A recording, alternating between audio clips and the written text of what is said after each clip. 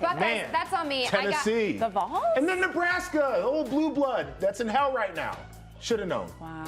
Okay, That's so really we hit Michigan. Michigan, Okay. USC. I'm hit shocked USC. Alabama's I'm not up there, shocked right? about UCLA. I don't even remember them being. Alabama, I feel like, is really two eras in terms of a program. So we had SC, we had LSU, we had Notre Dame. Penn State. Tennessee is an underrated one too. We Yeah, had Penn State. I think You know, I love Nebraska, going Tennessee. back I to the didn't even glory think of days it. there, I maybe know. that has something to do with it. Well, know. and they still like. They haven't been good at football studs, since so- I was born, though. Yeah, that's true. Hey, but they're on the rise on that rule. I think they All are. right, this We're going to be was talking about fun. that next, actually, on our Red Corner, Blue Corner. Nebraska is on the rise. How about that for a transition? Guys, it. thanks so much for hanging out with us. Be sure to tune in to Red Corner, Blue Corner for more college football action. Sorry about the UCLA. I'll let you know.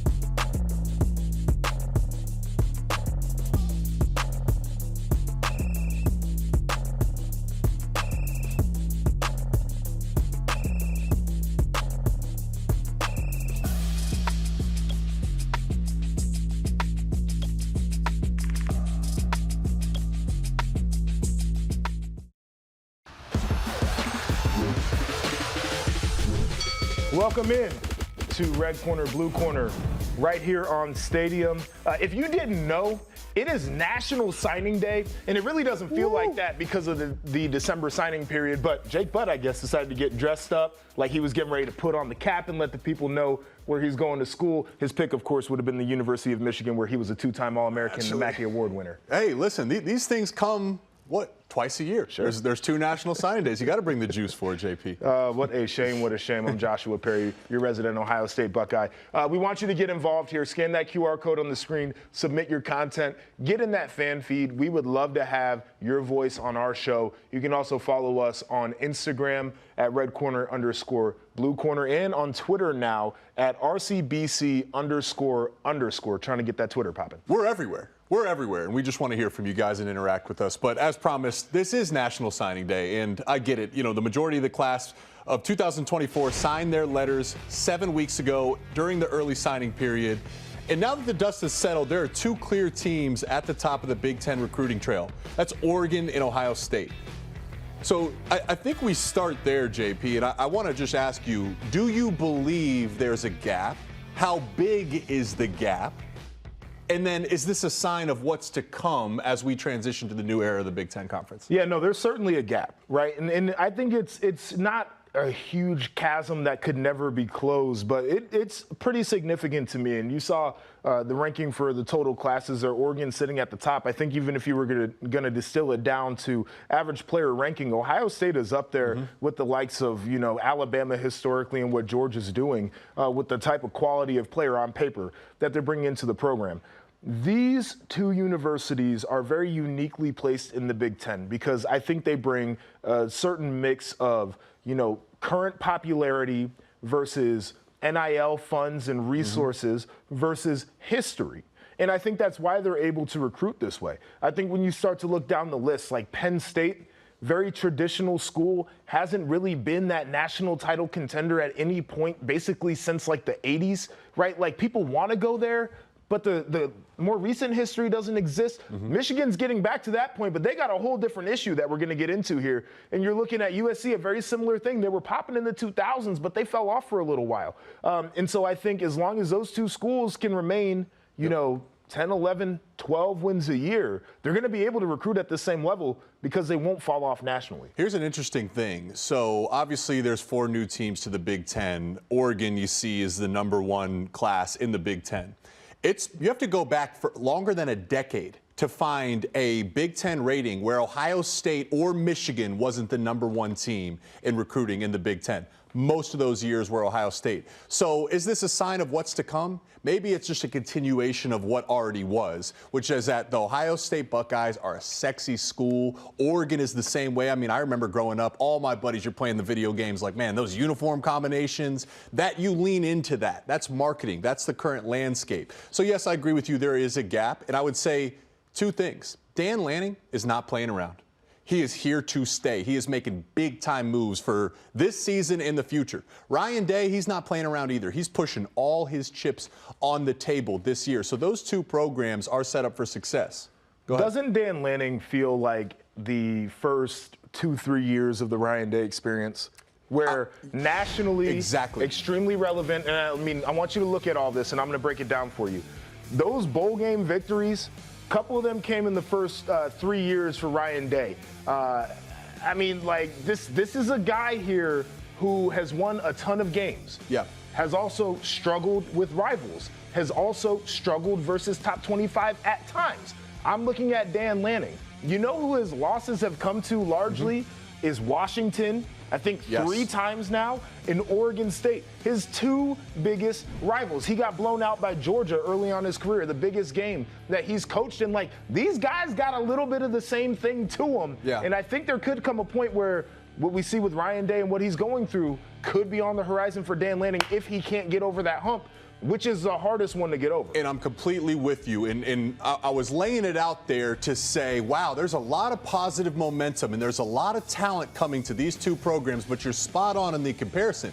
Because as good as they've recruited and as successful as they've been, there's an ultimate goal and an expect. When you do recruit that well, you're not doing it to win 10 games or you need national titles. And both schools are positioned now to get to that next level, but both have struggled with their rivals. Both have struggled in the biggest moment. Right. So I say that to say this. Is this a sign of what's to come? I can't tell you for sure, but what I can tell you is talent by itself is not enough to win a national title. Michigan won with a bunch of 3 stars, a bunch of lower recruits. They developed within their program. You don't need just talent. You need development, you need culture, and you need scheme. I believe Ryan Day and Dan Lanning can get there, but I'm just saying talent cannot be the only piece of this equation. I think that's the biggest thing. Like, I think that the people who say stars don't matter, I will argue with you all day that they absolutely do. It puts you in a way better position to be successful, but you also need the rest of the ingredients there, right? Like Nick Saban had the stars, but he was also a phenomenal ball coach. Yes. Urban Meyer had the stars. He was a phenomenal ball coach, right? And so I think you need to get that part of it going. It'll be interesting to see what the path looks like there. Now, a guy who may not have had all of the stars but was a phenomenal ball coach was Jim Harbaugh. And he was at Michigan during the early signing period, but today it's a totally different world with Sharon Moore. as the new leader of Michigan football. And while the incoming recruiting class hasn't taken much of a hit, being ranked 4th in the Big Ten and 16th nationally, there hasn't been much activity in the transfer portal. Just 2 commits joining the Wolverines. Now, the Wolverines are 17th in the Big Ten in transfer portal rankings, which 17th in one conference is a crazy thing to say there. Is this a point of concern for you? Okay. You could say it is, right? But let's just talk about what the transfer portal is. When you think about the transfer portal, guys that are entering the portal, usually they're trying to go from unknown to known. They're trying to go from instability to stability. They want, like, let's look at Caleb Downs, right? He was at Alabama, a great program. And then Saban leaves, and all of a sudden, you have a little bit of instability and a little bit of unknown. So he goes to Ohio State, stability and known. So I'd say the positive thing is you could say, man, the portal has not been friendly to Michigan.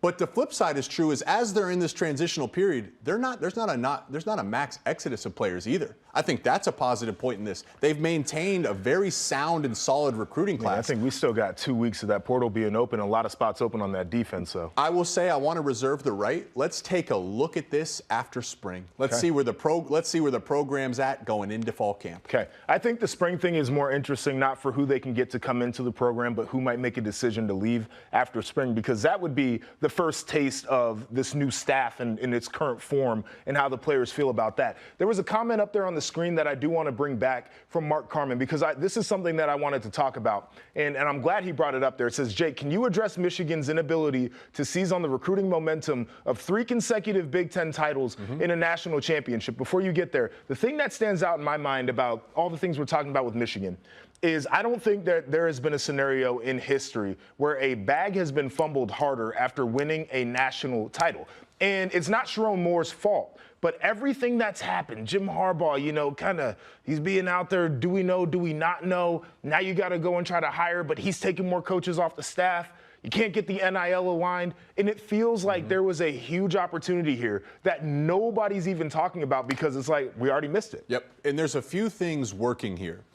I think number one is the fact that as successful as Jim Harbaugh was, every offseason he's flirting with the NFL. And it's hard to pitch to recruits and look the parents in the eyes and say, I got your son. I'm going to take him from a 16-year-old boy and turn him into a man. He's going to get a quality education, and I'm going to make sure he reaches his full potential on the football field. When all the headlines are saying Jim Harbaugh's gone, obviously now we know he is gone. He's the coach of the LA Chargers. You mentioned NIL. That's a big piece of this. Sharon Moore can desire to have NIL all he wants. Right. He can pitch that to his staff and to recruits. But there has to be alignment from above Sharon Moore. Right. And I think Michigan has been hesitant, though they've certainly embraced NIL, to fully embrace NIL. We talk about Ohio State putting up 8 figures to their roster this year. Michigan hasn't done that. I've yet to see that. And the last piece is I know this is true. It's not an excuse. It is a reality. There is an academic handcuffing that I know firsthand has at least affected some big-name recruits with Michigan. Yeah, I think that should be a thing of the past, if we're going to be completely honest about this. I think you have to address the fact that the football program is the doorstep of the university, and that's the first thing that a lot of people see. And you can attract some of the brightest students academically if you have great athletic programs, so you might have to sacrifice by letting a couple of kids in there that wouldn't have qualified. And if they fail, it's kind of, you don't let them fail. And just say, we're not going to let you fail. And quite frankly, the merit to qualify as an athlete to me is because you're a good athlete. Like, you have to be a competent student here, but let's not act like they should be like everybody else on campus. So that's number one there. Number two, the NIL thing I think is super intriguing, because I had told you Ohio State's NIL situation was a disaster. It was miserable until they watched Michigan win.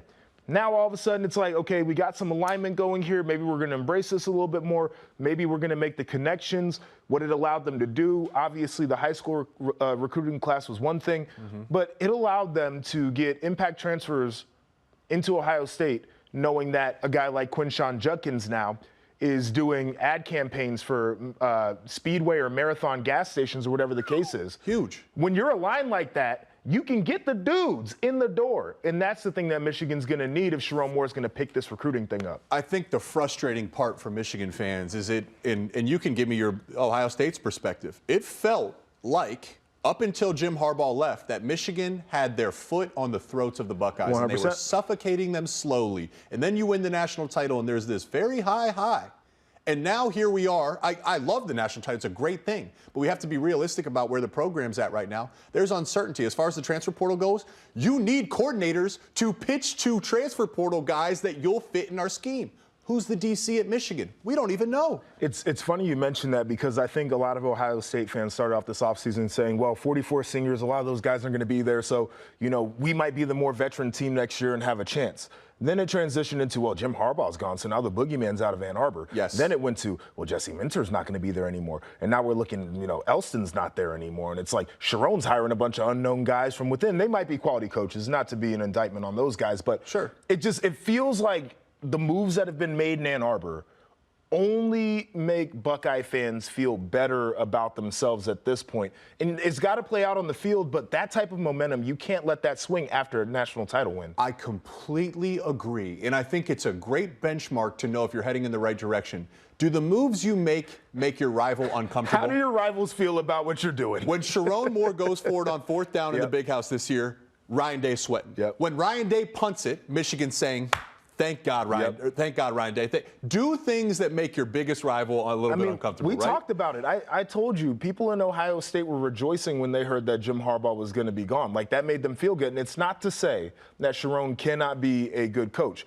But it was everything that Jim Harbaugh did. And it was all the experience and the way that he was able to build the staff and to really develop. That's what scared people. And Sharon has not proven that he can do that as a head coach. And that's the fact of the matter, is it's an unknown at this point. Not saying it will or won't. It's just an unknown. And we have to follow this because the question is he being set up fully for success? Right? And that's a fair question. Yeah. Okay, so we've talked Ohio State, we've talked Oregon, we've talked Michigan. But might I tell you there's a team that you need to keep your eyes on? Who? Coming up, we'll head to Nebraska, where the Cornhuskers turned some heads with the recruiting class they were able to put together. We'll break down the road ahead for them in just a few. But first, we're going portaling. Find out which big names will have an immediate impact on Big Ten football. That and more on National Signing Day. This is Red Corner, Blue Corner.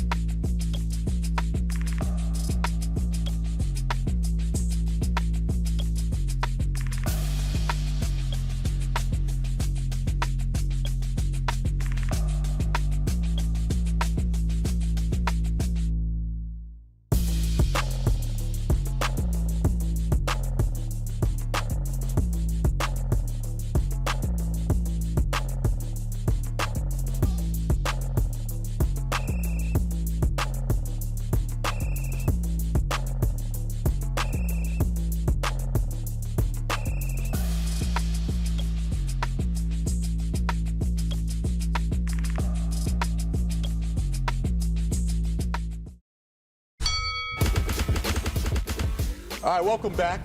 In today's world of recruiting, you have to keep the portal in mind. As expected, Oregon and Ohio State did work grabbing transfer athletes. But take a look there at number 4 in the Big Ten. Purdue coming up big with 15 commits from the portal. What do you got? Can we keep this full screen up here? Because there's a lot of Michigan fans that are acting like Ohio State had like 20 kids out of the portal. I think it says 7, right? Everybody else is double digits right now. I can make a case that Caleb Downs and Quinshon Jenkins are worth 2 or 3 each. All right? So let's just, they're double digits. I can make a case. When I go on Twitter, those guys the people studs. are acting like they got like 18 players out of the portal. That's just not the case. All right. But neither here nor there. Let's give some love to the rest of the Big Ten, okay? So let's dive into some of the big name portal guys, and let's set some expectations for those guys that are transferring throughout the Big Ten. And let's go to Iowa. Offensive player, but an offensive lineman. Yep. Caden Proctor, what's your expectations? What's your thoughts on this fit? Come in, start right away, be an impact, locking down the blind side. Period. Right? Like, I don't think there's any other expectation for a kid that highly recruited who started as a true freshman at a place like Alabama, who was a college football playoff team this year.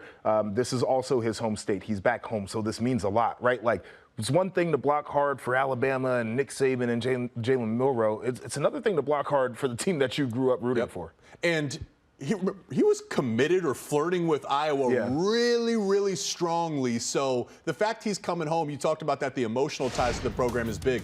I look at that, 6'7", 360. The dude can move. He's just a flat-out tank. Iowa needs to get back. They don't need a sexier offense. They don't need more exotic schemes. When they scared teams, it was behind physical offensive line play. Getting a guy like Caden Proctor, I mean, you cannot put a price on that. And that's a piece where he's so talented. That's a selling piece to further offensive guys as well. So I think this is a big thing to watch as Iowa tries to evolve and elevate to some type of respectable offense. Yeah, and I think that it's going to be important, obviously, in pass pro, but he's got to be the guy where you say, okay, if we need to get like 3 yards, we're on the goal line, we need to get like a yard and a half. Yep. Can I run it behind that dude, know that he's going to cave down his side of the offensive line and make that thing work there? So we'll be watching for that. But let's take it over to Michigan State. They got quarterback Aiden Childs out of the portal. So what are the expectations here? Okay, expectations are, first off, he's a big name quarterback, right? Like this is what the Spartans wanted. They believed as soon as Jonathan Smith came in that this was going to be the answer. And then you look at the way Jonathan Smith handled that. He gets hired, max exodus from the quarterback room there in East Lansing. And basically what that told us all is Jonathan Smith put his stamp down and said, you guys can stay and compete, but I believe in Aiden Childs, right? Is he saying this is this guy? Yep. My expectations aren't on him, though. If the ultimate goal is to win for Michigan State, I think it has to come from other places. When Michigan State wins, it was behind a nasty physical defense. They beat you guys, right? In a year they shouldn't have. They beat us Defensive-led team running the football. You'll get the best out of Aiden Childs if the defense elevates and you get a run game going. Yeah, I'm with you there, but I think that my expectation for him is different than what he does as a player. I think he's got to be the type of leader that can galvanize that team and create belief around that team that they could get to a point where they were a decade ago when it came to the Michigan State rivalry, where these last couple years watching that game, I think Michigan State walks out there on that field feeling like they don't have a chance. It was done before it started. And you know as well as I know, they used to walk into those games before feeling like they could absolutely win it. They walked into games against us at Ohio State feeling like they could absolutely win them, and they won 2 of them. The only team in the Big Ten that we ever lost to was Michigan State. Lost to them twice. That's what I'm looking for. Can he get them back to a level where maybe he's not doing it consistently, but when they walk into that game, they should believe that they can win, and they should be able to keep it close enough that they have a chance to win it by the end. That's an excellent point.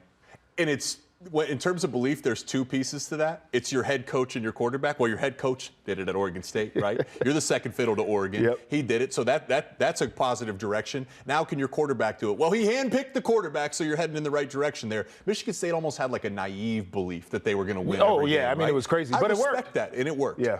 All right, let's head to Columbus.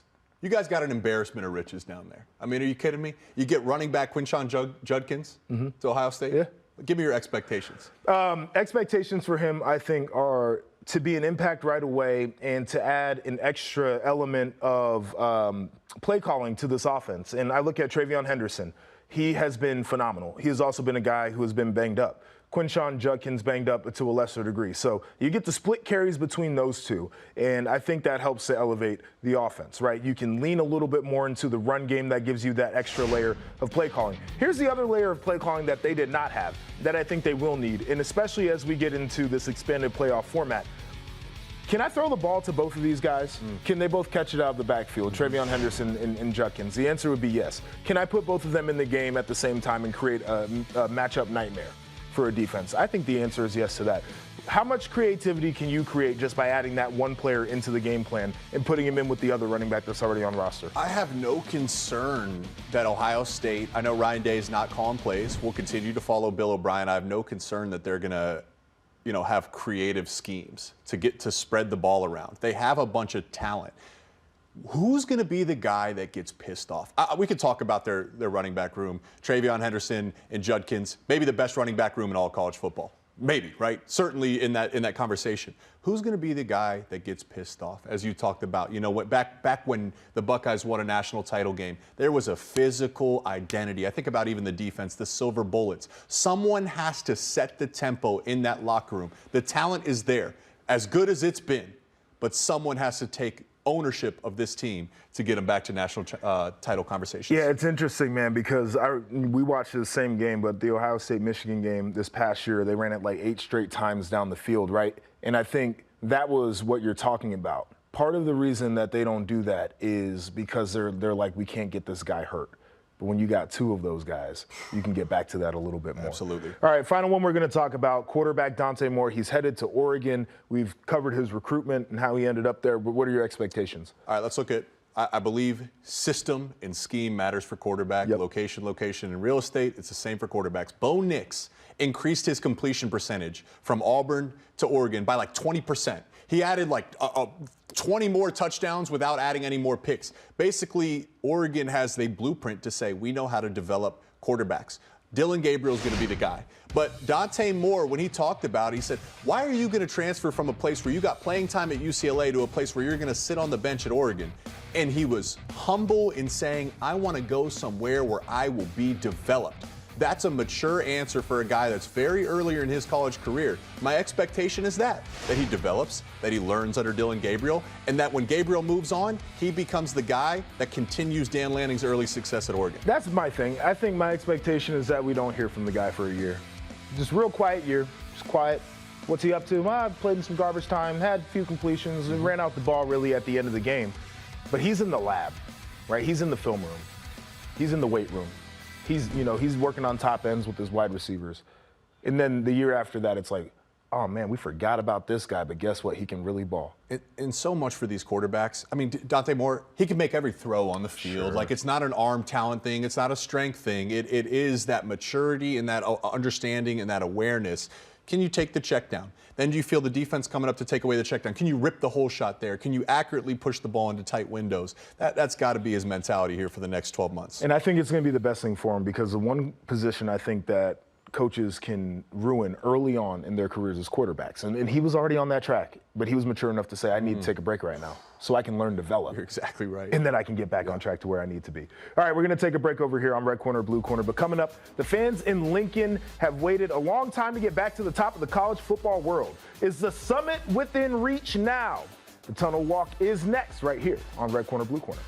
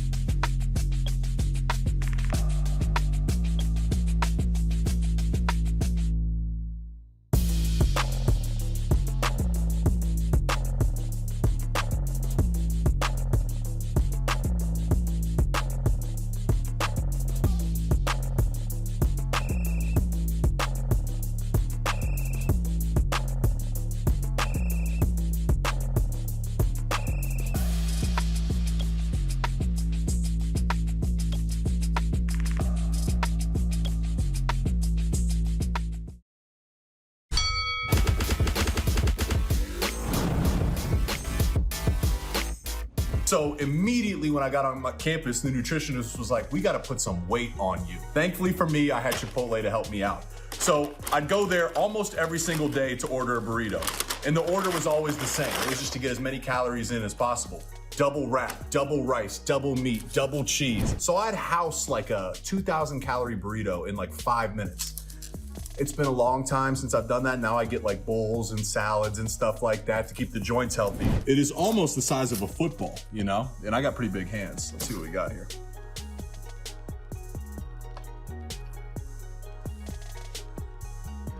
I mean, Jake, I'm getting hungry. The way you spun that thing around, it did kind of look like a football there in your hands. I mean, was it delicious, first off? It really did deliver, I'm not gonna lie. And you get a little bit nervous when you order it in, they deliver it, but they handled it well. I couldn't finish it. I have to admit, I couldn't finish the full burrito this time around. Doug, the whole appetite thing, and it took me a while to figure out that the portion sizes needed to decrease the further away I got from the game, and I'm still dealing with that a little bit. But you know, yeah, the Chipotle burrito is not the same as when I was like, the double 17. wrap or the double rice, Yeah, but it's fun to go down memory lane. Gain 20 pounds. We got some people who jumped in on this, some viewer comments there on Instagram.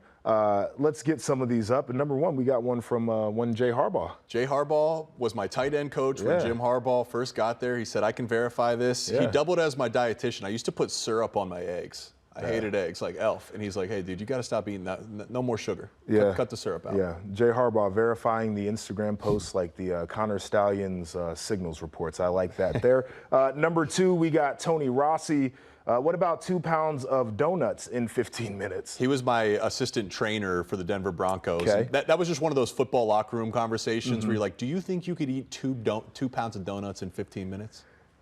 Do you think you can? No, dude, vomit. Absolutely vomit everywhere. You need some milk or something to wash it down. It's too much sugar. Your body cannot handle all of that sugar at once. And then we got Andrew, and the price hasn't changed more than $1 in the last decade, even while every other restaurant juiced prices post-2020. This is a different conversation for a different day, but I feel like the panorama gave people an opportunity in the restaurant industry to do some nasty things to us. They've been killing us on the prices. I think the price has. I think the price to me has taken some big time jumps. In the restaurant, it's not that different. When you order it and you get it delivered, I feel like I'm paying $20 we got 2 for a burrito. It was $40, or $20 for pop. But if you go inside the restaurant, it's really not that bad. Yeah, it used to be back in our high school days, way back in our days. Oh, dude, it was like $7.95. That's what I was getting ready to say. You pay like $6.80 if you get the right toppings on there. Okay. Let's get back to football talk. Right. And we told you we're going to talk about Nebraska, so that's where we'll go. Of course, our trek across the Big Ten with all of our offseason reports brings us to Nebraska, the Cornhuskers, where quarterback Dylan Raiola leads Matt Rhule's class of 2024. Some are surprised as they've put together a top 20 team this year. Let's look at this from a few angles, because I do believe Nebraska is a very, very interesting program to watch this year. Getting rid of the West, their schedule, which we'll dive into, is workable. Let's start with the quarterback, though. Highest rated recruit that Nebraska has gotten since ESPN started tracking it. That's Dylan Raiola. What's the impact of getting a guy like him for Matt Rhule and the Cornhuskers? I've talked about this. I think that having a cornerstone type player at the quarterback spot allows you to develop the rest of your roster in a very systematic way. Is you get the quarterback, then you go to the receivers and say you can catch balls from one of the best quarterbacks in the game. Okay, so you got that locked down. Then you go to the offensive lineman and you say you get to protect the best quarterback in the game. People are going to be looking at your games. They're going to evaluate you. You'll be a draft pick if you come over here. Okay, do the same thing that you did with the tight ends, that you did with the wide receivers. You got them. Then you flip it over to the defense and you say, okay, how would you like to cover one of the best wide receivers every day in practice? Be the best development you ever get. Okay, you got that. Linebackers, how would you feel about going up against this offensive line? Defensive linemen, say the same thing. Around and around and around. It's a very systematic way to build a roster is by getting one great quarterback that instills belief in everybody else. You now have something to sell, right? And Matt Rhule, he already had something to sell. Hey, I'm a program reviver. I turn programs around. I've won everywhere I've been. And that's all good and well. But we looked at Nebraska last year and we said, offense, kind of looks the same. Still turning the ball over far too much. Now you get a quarterback who, in his senior year, had a 35-1 touchdown to interception ratio. Clearly understands how to take care of the football. His dad played it in the NFL. His uncle, his family has strong ties to Nebraska. He has strong football ties. I like that in my quarterback because they understand what it takes to be great. You're exactly right that this is the first domino. But as we say with young quarterbacks, it has to come from other things. I like a lot of their young pieces. A couple freshman wide receivers, they'll be sophomores. Jalen Lloyd and Malachi Coleman did some nice things. They weren't explosive stats, did some nice things. Thomas Fidone was the former top tight end who dealt with injuries. He's now healthy. They have pieces on offense, but I want to ask you this about the defense because Tony White back. And I like Tony White a lot. I thought he did a great job. What's next for this Nebraska black shirt defense? If the defense stays the same, right? Like not even if they improve significantly, if they stay the same as last year, but this offense can be marginally better. And where they need to be better really is in turnovers. You feel like that's probably worth 3 wins. At least, right? You feel like they automatically become an 8-win team. Oh, yeah. If they can rely on their defense to be similar to what it was a year ago without the turnovers. That's how I feel about the way that they played last year on defense. They were a physical front. They were a front that could give you multiple looks. So if you thought that you were going to be a heavy run team, they could crowd the line of scrimmage, bring the linebackers up there. If you were a team that said we're going to throw it around the yard, they said, okay, we're going to play 3 down. We're going to make this really difficult for you, and we're going to have a bunch of athletes in the back end to close up windows. I love that about them. I love it because it feels like they can defend just about everybody. And so I think they're in a great spot. What I really like about it, too, so Tony White comes in. Their defense last year had the best statistical season since Nebraska entered the Big Ten Conference, right? That's a stamp. And you got to play defense to win in the Big Ten, to win at any level. They didn't. Who's the household name on that defense? Who's the star? I like Nash Hutmaker, the interior guy. We saw him up there. He's a big bear. I mean, I like Luke Reimer, but like he's not a, you know. We're not saying that guy's a lock to be a first-round pick, right? So they did it by playing team defense. Tony White, aggressive even in 2-minute situations. He knows exactly who he is, and he won't change for anybody. So you're right. Even if they can stay the same, we should expect and demand and hope that there's progression. But even if that defense stays the same and the offense just stops giving the ball away, 3 more wins, maybe 4 more wins. I mean, that has to be the expectation for this year. And let's just go through the schedule real quick before we get out of here, because I think it really sets up, as you mentioned. You got UTEP, feels like a win. You got Colorado, which we know they're going to be talented, but I do not trust Prime more than I trust Matt Rule. You got Northern Iowa, Illinois, Purdue. Then you play Rutgers. That's the homecoming game, and then you have a bye. They could be 5-0 heading into that Rutgers game with the bye ahead.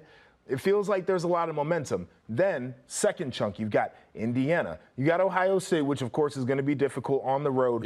You've got UCLA, and then you've got another bye. That's a workable schedule, right? I mean, aside from Ohio State, Nebraska should be thinking we're going to win every game at this point. And then to close it out, you got USC, which there are question marks about them. After a bye. You've got Wisconsin, which we see Wisconsin and Nebraska as similar type of trajectories. And then you've got Iowa, which is the rivalry anyway. Exactly. So here we go.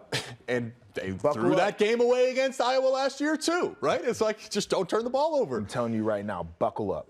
Coming off that bye week before you travel to USC is huge. I mean, this schedule has set up perfectly for them. And that Wisconsin game, as you mentioned, 2 coaches in year 2. Both of them are vouching for control of the conference. This year has a lot of potential for Matt Rule, so that will be interesting. Well, guys, unfortunately, I'm going to have to say goodbye to you. I'm tagging in our buddy T-Bob Hebert. He will fill in for me while I head over to the 3-Letter Network.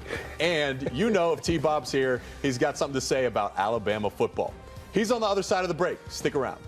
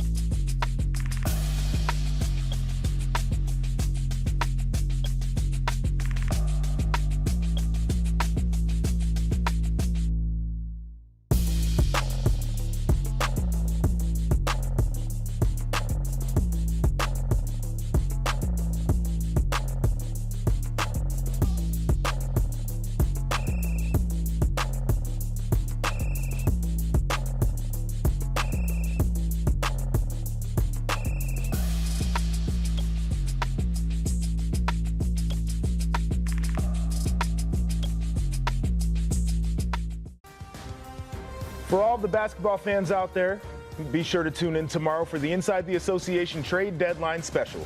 The NBA insider Shams Charania will lead the way, reporting trades before anybody else does. In our crew, Cam Smith, Harrison Sanford, Pat Garrity, and NBA champion Danny Green will be here to break it all down for you. Our coverage starts at 2 p.m. Eastern, right here on Stadium. But now that we've got some of the basketball out the way, we got to get the football back in here on Red Corner, Blue Corner. Now, Jake Butt did step out, but we got our guy, T-Bob Hebert, joining the show. It's always good to see you, T-Bob. How you feeling, man?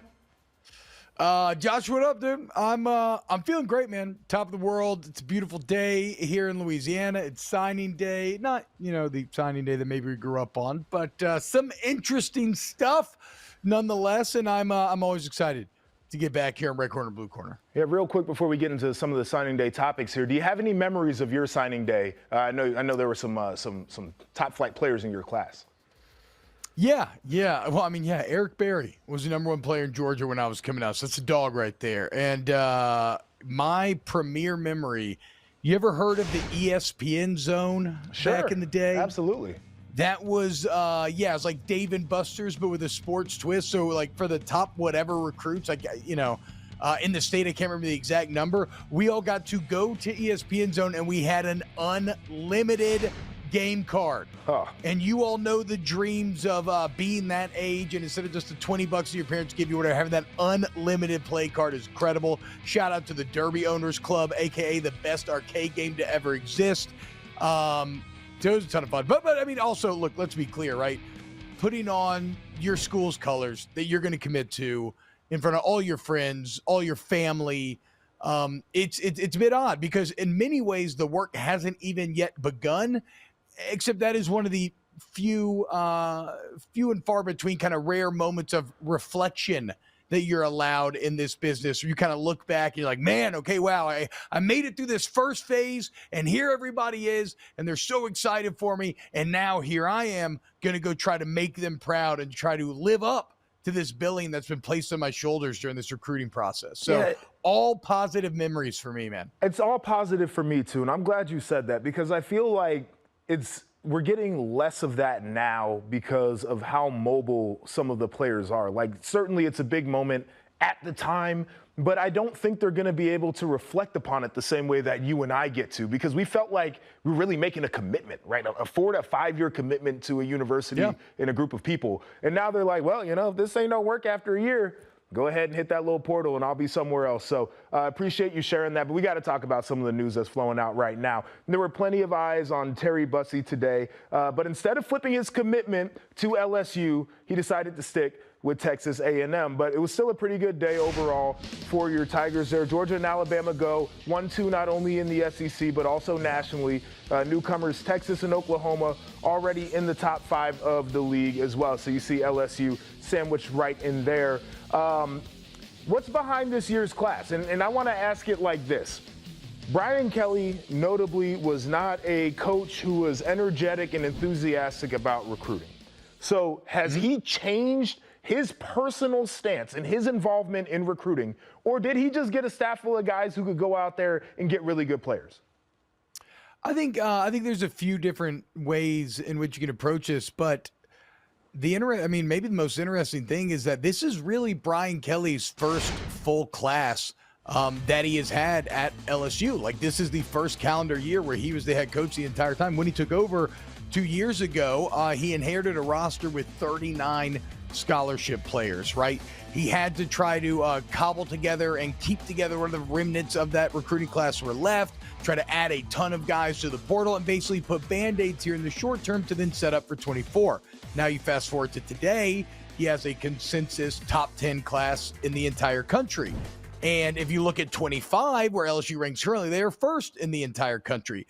So, like, I don't know if it was a function of being at Notre Dame, and maybe some how troubling that recruiting could be, given the fact that you have to go all over the country. You have higher academic standards that you have to abide by. But Brian Kelly's kind of knocking it out the park here in Louisiana. And maybe most impressively, Josh, if you look at LSU national championship teams of the past, they are built on very strong foundations of Louisiana talent, right?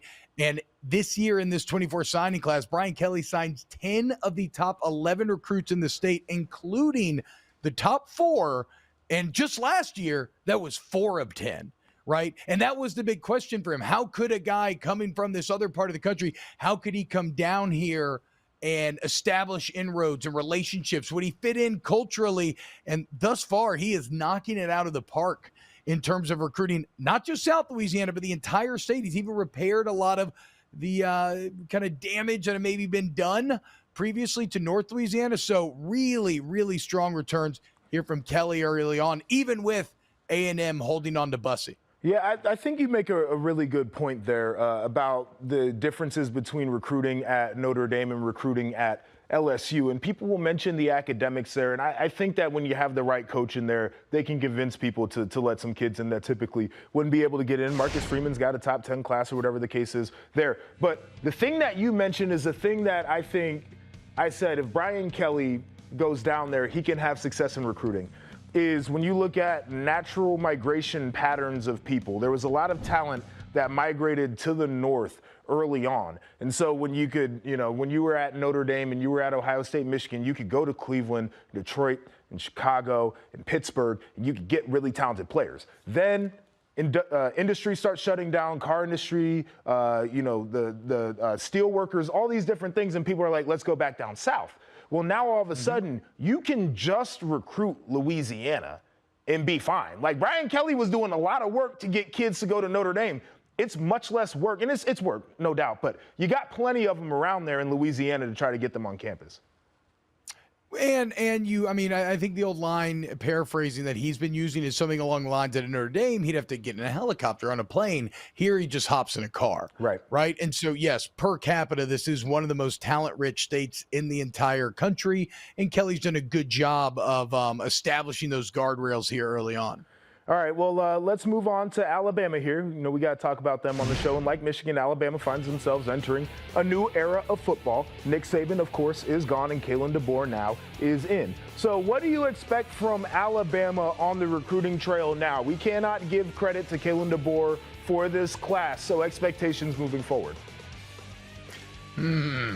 That's the question, isn't it? And the thing is, it's kind of impossible to know, I would say, here at this juncture, because if there's one area in which it is tough to evaluate Kalen DeBoer, it's how he's going to do in the recruiting department. Because like when you look at his resume, there's nothing like overwhelmingly successful from his time at Washington in terms of getting recruits. But at the same time, he's never been at a place that is traditionally built on recruiting like Alabama is, right? Like we would all agree that they're operating at different levels in schools like Washington and obviously like Sioux Falls and other places he's been in the past.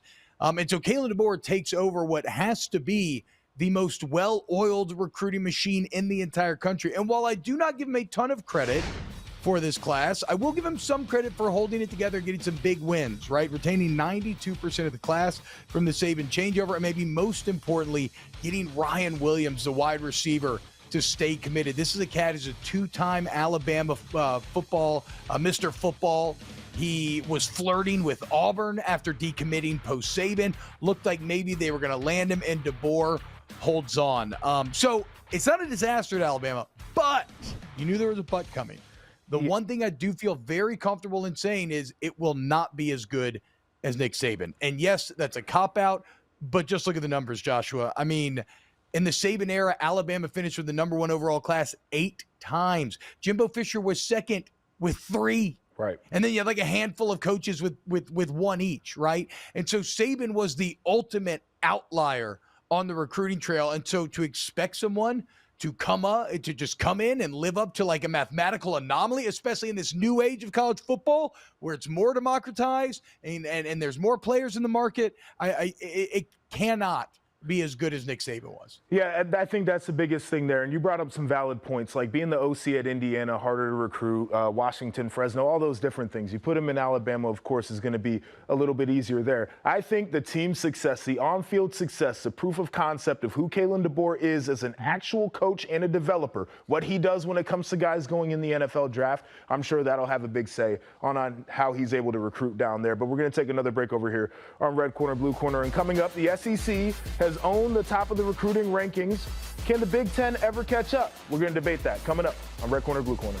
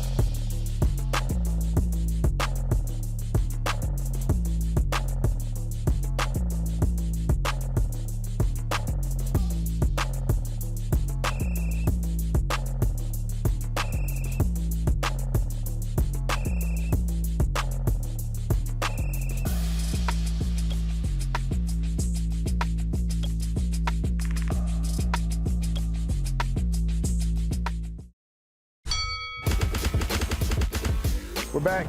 Final segment over here on Red Corner, Blue Corner, and we're going to have the debate here. Alabama, Georgia, 1 and 2 in the recruiting rankings. SEC been a perennial power when it comes to recruiting here. But you got teams like Oregon, Ohio State, of course, who have recruited at a really high level. Do you think that the Big Ten can ever close that gap between them and the SEC? Yeah. So I'm actually feeling very bullish on the Big Ten in this regard, especially in this new age of college football that we kind of referenced last segment, because I think when you look at the coaching pool in the Big Ten now, it's more interesting, it's more varied, and there's enough power there where I think it's almost a certainty that they will close the gap. I think they could even potentially take the lead. I mean, I caught some of the show earlier when you all were on Nebraska. You know me, I'm the Southern representative of the Corn Hub. I'm a big Matt Rule believer. I think getting Dylan Raiola, if it works out, becomes much more than just a symbolic win and potentially one that you look at the linchpin of change, right? So I think Nebraska's well poised to become a power player. As good as Oregon's been in the past, they've never necessarily been the biggest recruiting stalwart year to year. That's changing under Dan Lanning and is going to change. So Oregon's going to be up there. Jedd Fisch at Washington is interesting. A lot of potential there, right? And we have hell hath no fury, like a college football program scorned. And you better believe all those boosters, like whatever money there is in Washington, which it does appear to be a lot, they're going to want to set Jedd Fisch up as well as they can to have success. Luke Fickell's probably going to get it rolling at Wisconsin if USC gets through this blip. And then who knows, like maybe Sharon Moore starts putting more into recruiting as compared to like Jim Harbaugh did. So, I mean, don't get me wrong, adding Texas and Oklahoma is pretty spectacular for the SEC from a pure recruiting standpoint. But like the Big Ten has a lot of reasons to kind of invest now if you're thinking about how they can move up. Yeah, I'm there. And I think a lot of it was the back part of what you said. playing in the Big Ten, I think that there was a true value on being a conference that could identify and develop at a really high level. May not be the highest talented, most talented players on paper, but you're going to get the best of the development. It's how you see teams like Michigan State go on the cycles that they did. You mentioned Wisconsin, known for development, the Iowas of the world, Nebraska, so on and so forth. Well, a lot of those schools have said, we can't just rely on developing cats and thinking that we're going to be legitimate contenders to be taken seriously in the new age of college football. We got to go out there. We got to find dudes, whether that's through high school recruiting or whether that's through the transfer portal. So I do think there is a bigger emphasis. I always think that the Southern schools will have an easier time getting elite talent because of proximity to elite talent. That's fair. Right, like some of the best players in each of these classes in the Big Ten, you got to go down to Florida, Georgia, you got to go down to Louisiana, wherever to go and get them. So I think that's going to be the biggest thing that is a hindrance. But in terms of mentality toward recruiting, I think that there's been a big shift. Now, I do want to take us to a little game that we need to play here because class of 24, put them on the shelf. Now it's time for the class of 25. And we've got some names here that we have to guess just by name if the guy plays on offense or defense, and bonus points if you can guess the correct position. So, number 1 on this list, Bo Jackson. Okay. So this is easy. Bo knows, Auburn, running back, obviously the legend, maybe the greatest athlete of our times. I feel awful about the rest of this list, though. I did not look anything up. I do know the names. I'm supposed to be a history guy, so let's just see where I land. Oh, no, these are class of 25 guys, so this Bo could be anybody in the world. You just got a famous name. Yeah.